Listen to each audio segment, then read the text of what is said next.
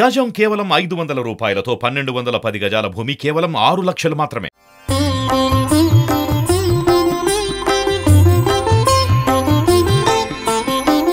శ్రీవర బాలక రింఖణ తత్పర పద్మదలాయతలోచన దేవ కుంతల సంతతి రాజిత సన్ముఖ దేవకీ నందన గోవింద వందే గోవింద వందే हाटकनूपुर शक्वरी पूर्वक भूषण भूषित श्यामल देह कुन्तल संतति राजित सन्मुख देवकी नंदन गोविंद वंदे गोविंद वंदे देवकी नंदन नंदवंदित मध्वविभीषण सांद्र सरोज कुंतल संतति राजित सन्मुख देवकी नंदन गोविंद वंदे गोविंद वंदे अद्वय विक्रम गोविंद किंकर श्रीमध्ववल्लभ गुरुतर नमः कुंतल संतति राजित सन्मुख देवकी नंदन गोविंद वंदे गोविंद वंदे गोविंद वंदे गोविंद वंदे गोविंद वंदे गोविंद वंदे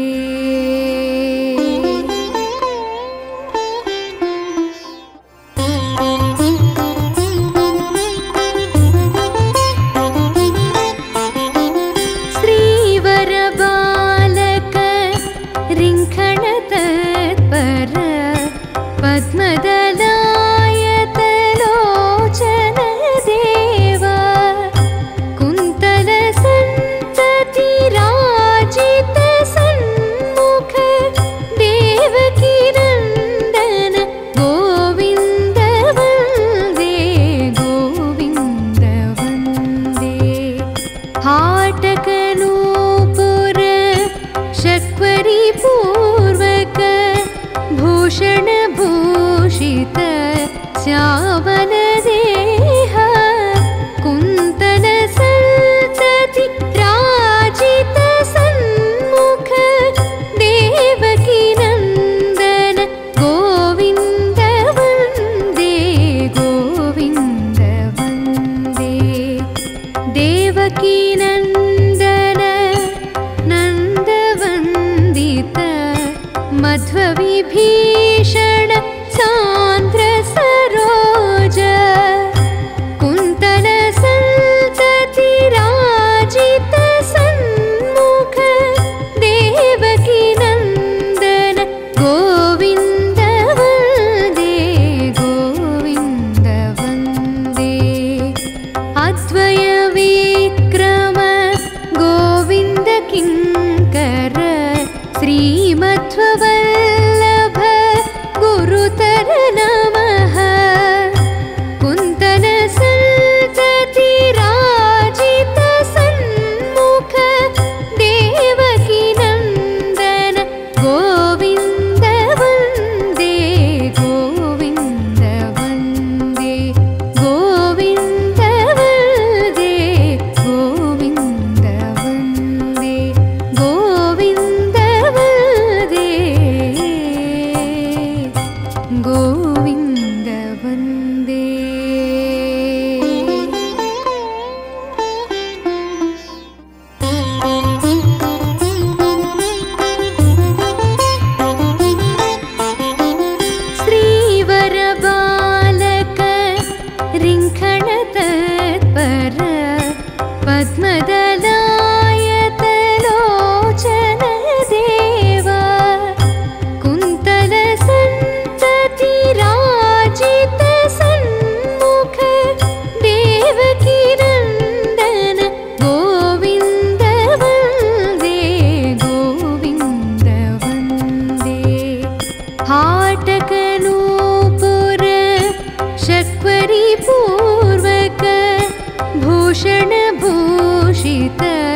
श्यामलदेह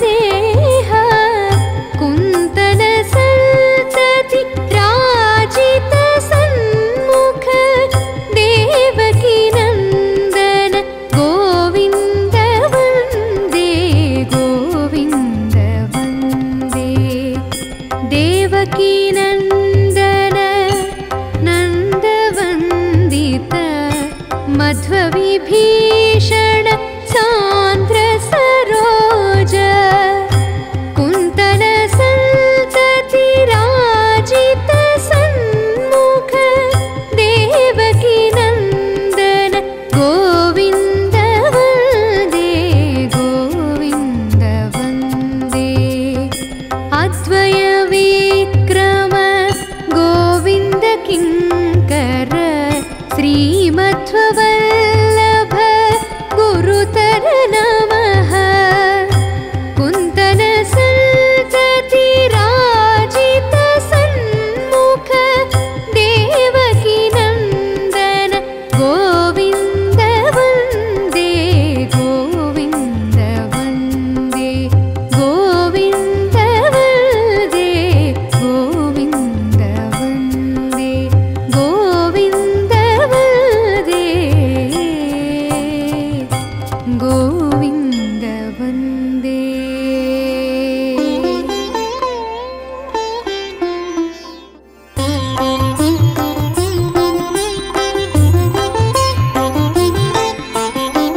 श्रीवर बालक रिङ्खण तत्पर पद्मदलायत लोचन देवा कुन्तल सन्तति राजित सन्मुख देवकी नन्दन गोविन्द वन्दे गोविन्द वन्दे हाटकनूपुर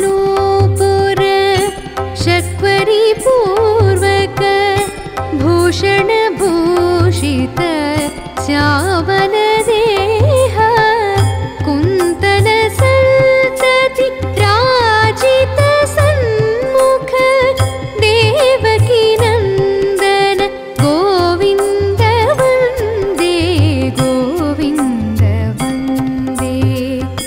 देवकी नन्दन नन्दवन्दित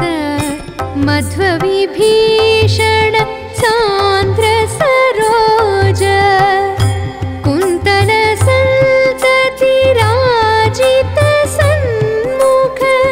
देवकी नन्दन गोविन्द वन्दे गोविन्द वन्दे अद्वय विक्रम गोविन्द किङ्कर श्रीमध्ववल्लभ गुरुतर नमः कुन्तल सन्तति राजित सन्मुख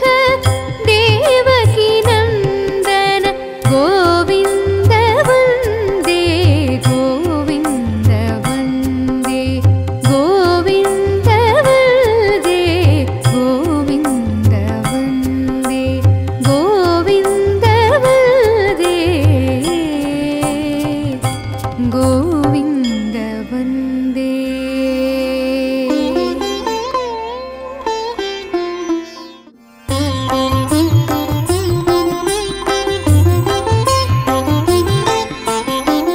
श्रीवर बालक रिङ्खण तत्पर पद्मदलायत लोचन देवा कुन्तल सन्तति राजित सन्मुख देवकी नन्दन गोविन्द वन्दे गोविन्द वन्दे हाटकनूपुर शक्वरी पूर्वक भूषण भूषित श्यामलदेह कुन्तल सन्तति राजित सन्मुख देवकी नन्दन गोविन्द वन्दे गोविन्द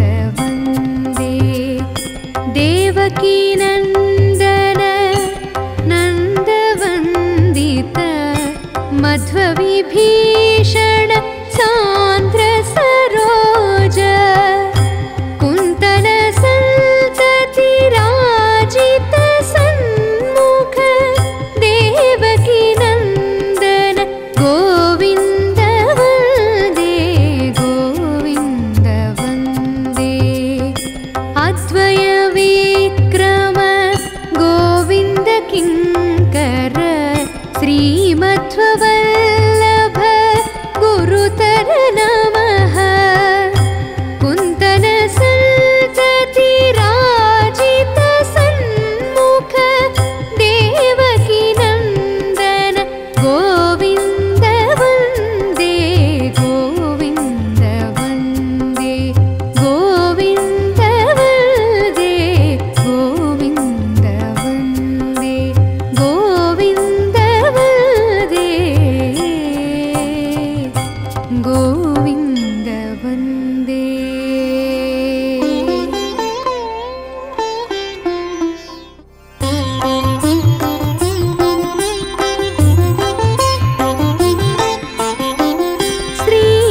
श्रीवरबालक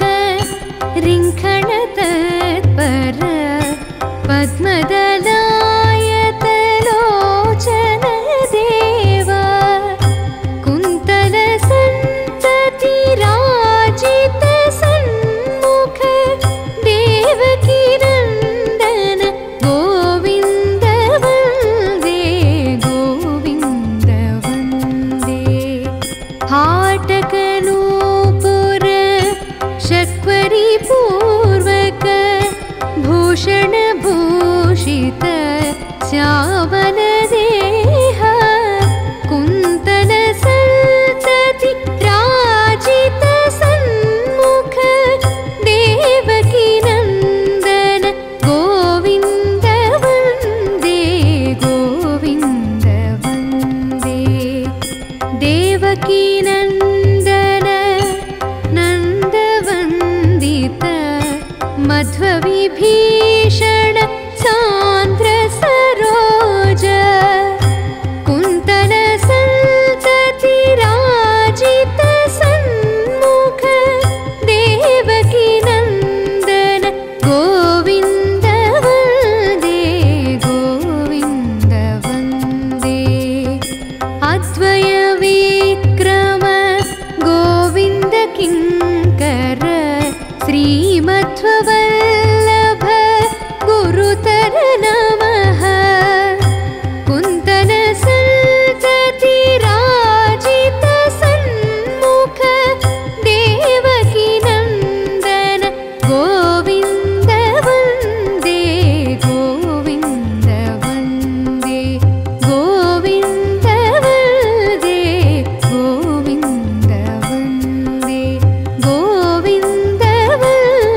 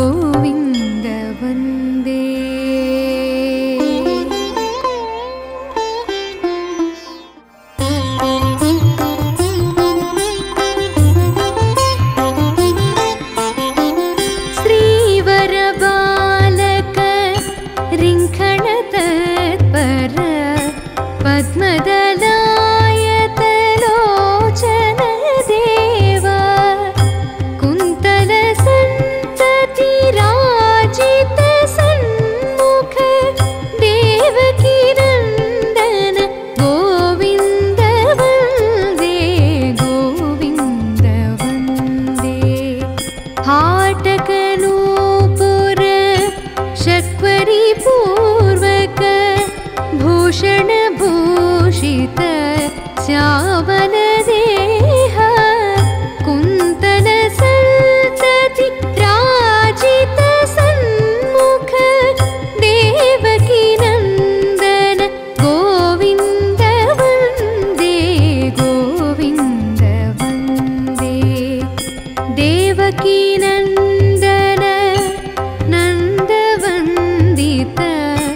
मध्वविभीषण सान्द्र सरोज कुन्तल सन्तति राजित सन्मुख देवकी नन्दन गोविन्द वन्दे गोविन्द वन्दे अद्वय विक्रम गोविन्द किङ्कर श्रीमध्ववल्लभ गुरुतर नमः कुन्तल सन्तति राजित सन्मुख देवकी नन्दन गोविन्द वन्दे गोविन्द वन्दे गोविन्द वन्दे गोविन्द वन्दे गोविन्द वन्दे गोविन्द वन्दे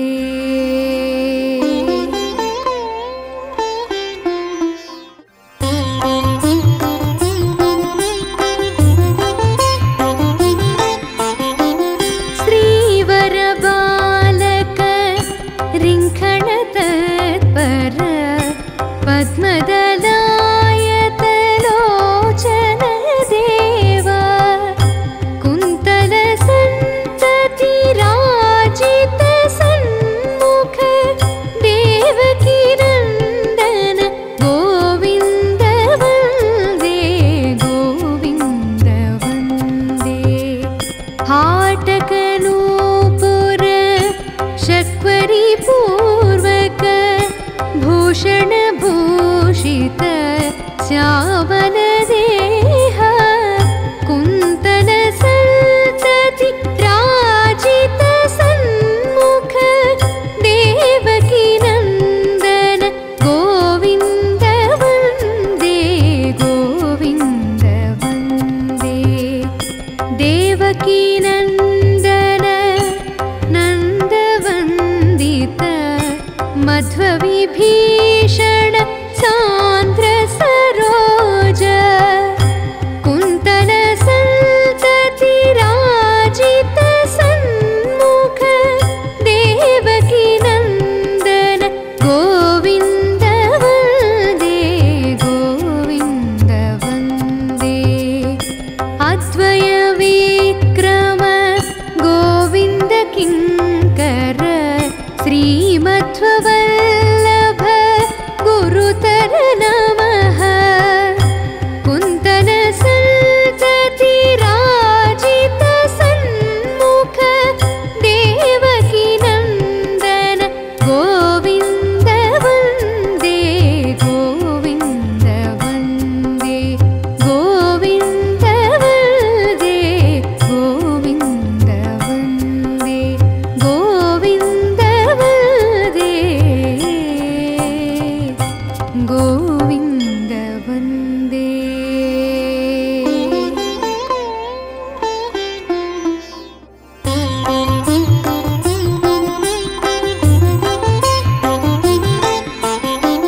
श्रीवर बालक रिङ्खण तत्पर पद्मदलायत लोचन देवा कुन्तल सन्तति राजित सन्मुख देवकी नन्दन गोविन्द वन्दे गोविन्द वन्दे हाटकनूपुर शक्वरी पूर्वक भूषण भूषित श्यामलदेह कुन्तल सन्तति राजित सन्मुख देवकी नन्दन गोविन्द वन्दे गोविन्द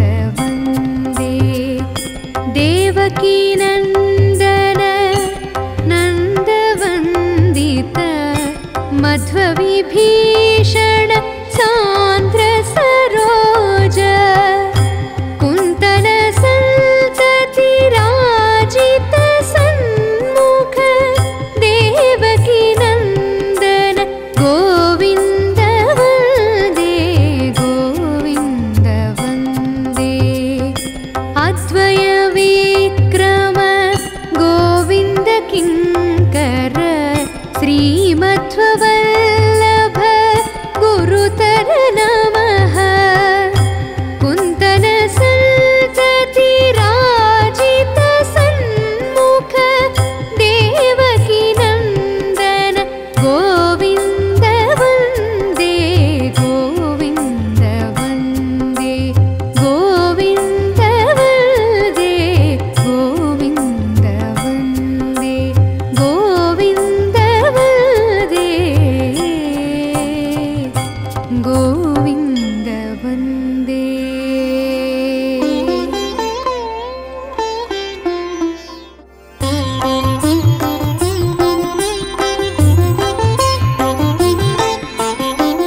श्रीवर बालक रिङ्खण तत्पर पद्मदलायत लोचन देवा कुन्तल सन्तति राजित सन्मुख देवकी नन्दन गोविन्द वन्दे गोविन्द वन्दे हाटकनूपुर शक्वरी पूर्वक भूषण भूषित श्यामल देह कुन्तल सन्तति राजित सन्मुख देवकी नन्दन गोविन्द वन्दे गोविन्द वन्दे देवकी नन्दन नन्दवन्दित मध्वविभीषण सान्द्र सरोज कुन्तल सन्तति राजित सन्मुख देवकी नन्दन गोविन्द वन्दे गोविन्द वन्दे अद्वय विक्रम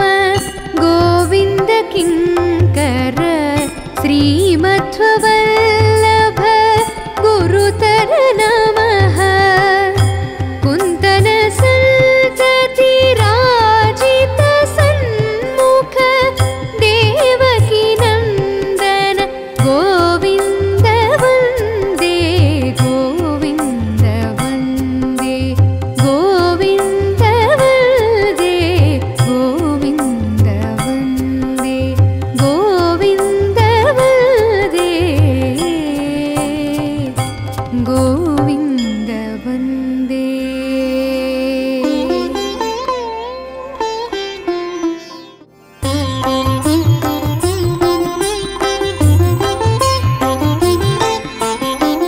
श्रीवर बालक रिङ्खण तत्पर पद्मदलायत लोचन देवा कुन्तल सन्तति राजित सन्मुख देवकी नन्दन गोविन्द वन्दे गोविन्द वन्दे हाटकनूपुर शक्वरी पूर्वक भूषण भूषित श्यामल देह कुन्तल सन्तति राजित सन्मुख देवकी नन्दन गोविन्द वन्दे गोविन्द वन्दे देवकी नन्दन नन्दवन्दित मध्वविभीषण सान्द्र सरोज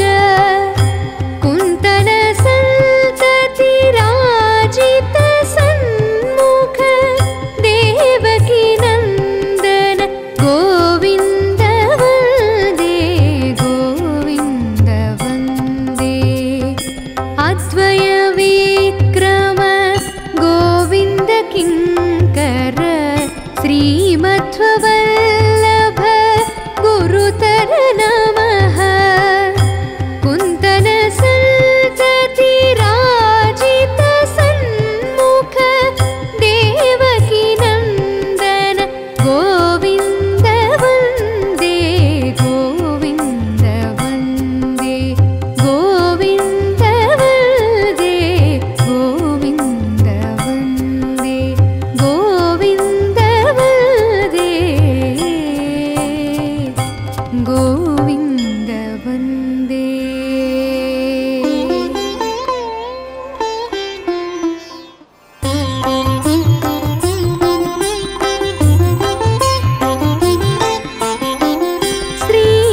श्रीवरबालक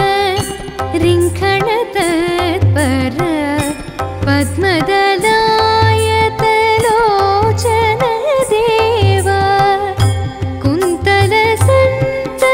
कुन्तलसन्ततिराजित सन्मुख देवकीनन्दन गोविन्द वन्दे गोविन्द वन्दे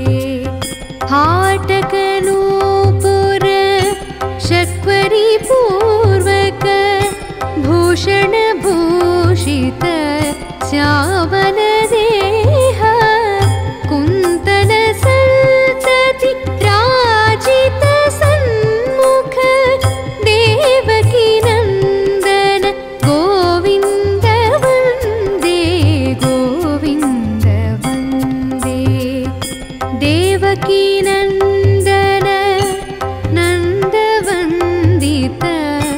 मध्वविभीषण सान्द्र सरोज कुन्तल सन्तति राजित सन्मुख देवकी नन्दन गोविन्द वन्दे गोविन्द वन्दे अद्वय विक्रम गोविन्द किङ्कर श्रीमध्व